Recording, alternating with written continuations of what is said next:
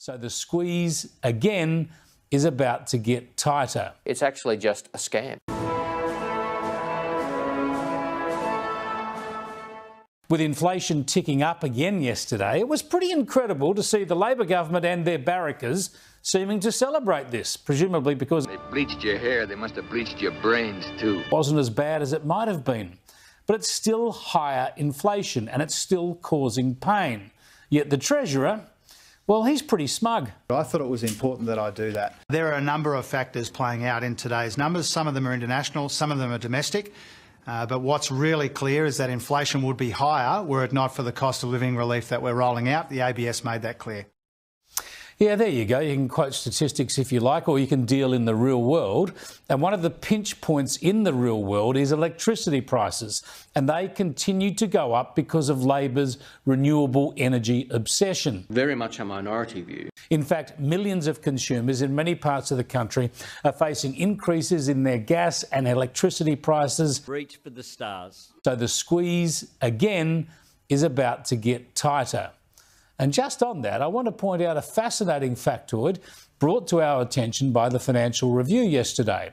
They've reported on the massive Eraring coal-fired power station having its highest output for 5 years.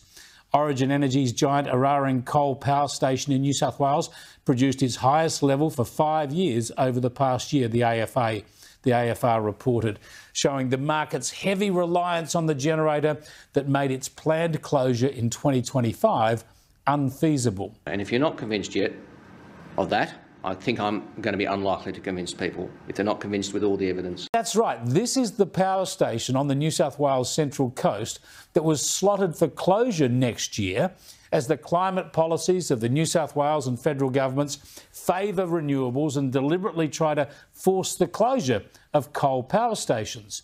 The only trouble is renewables are intermittent and unreliable, and the crackpot schemes of the politicians to store energy here and there and shunt it around here and there, well, they just don't work.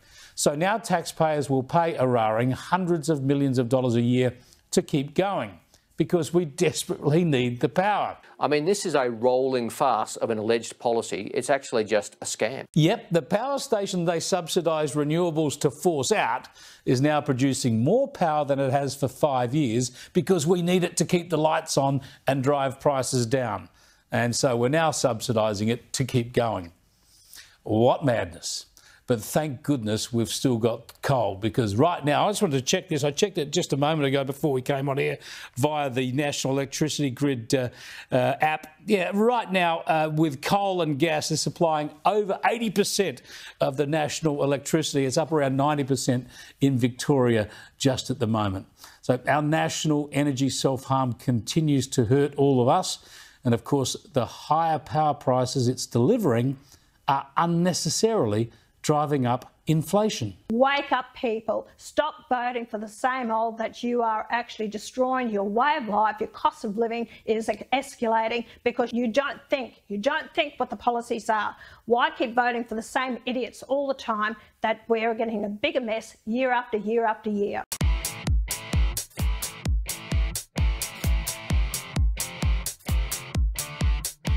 The truth is that we need a change of government in this country.